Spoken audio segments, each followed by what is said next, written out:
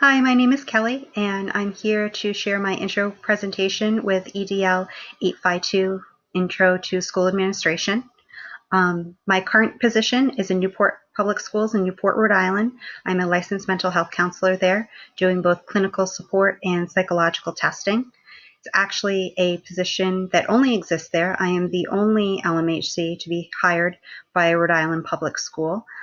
Typically, they just hire school social workers, but Newport was open to hiring me because of my varied experience, and so they petitioned the Department of Ed to create my position.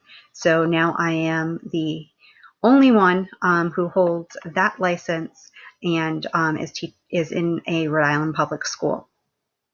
My experience with leadership, I do have a lot of prior leadership experience. I actually was an administrator, a building level administrator in a neighboring community in Massachusetts. I was a student adjustment counselor as well as level 1 building administrator. But unfortunately, Rhode Island Department of Ed will not accept that credential for certification for that in Rhode Island. So I'm doing some additional coursework to hopefully get that certification soon. Why I want to be a school administrator, I do want to apply for further certifications at the district level because I really kind of want to see myself as working in a district capacity and in particular promoting social emotional learning. There are those positions kind of opening up more and more, and I think I would be, very influential in helping to disperse social emotional learning curriculum, coaching teachers and staff and students in bringing that mental health wellness to school communities. For some additional info, I wanted to share my 5 keys to administrator success. I think first of all is applicable experience. I think you, as a school administrator, there should be some school classroom teaching experience. Myself, I actually have 10 years classroom teaching experience. Prior to getting my second master's in CAGS and mental health in my LMHC, I was a classroom teacher for 10 years, teaching social studies at the high school level.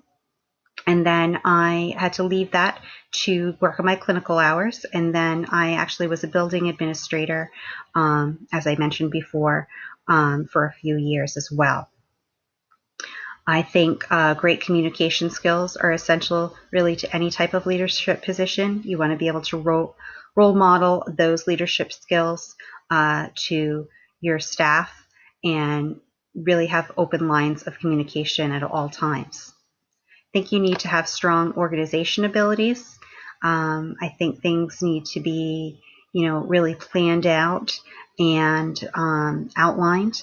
And if you are very organized, you're definitely able to kind of spearhead a more successful community in general. I think you need to be approachable.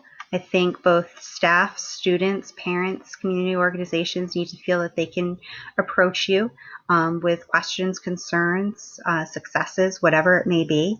And I think that's really an important aspect of being an effective administrator.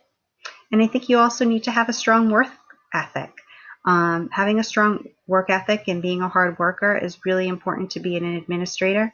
I think it's important to delegate, but I also think it's important to be able to roll up your sleeves and kind of get down into some of the dirty work yourself and show your community that you're willing to do that.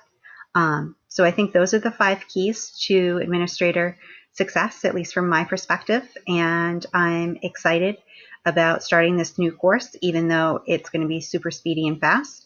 And I hope everyone continues to have a good holiday season. Thank you so much, and I will be excited to look at some more of your posts.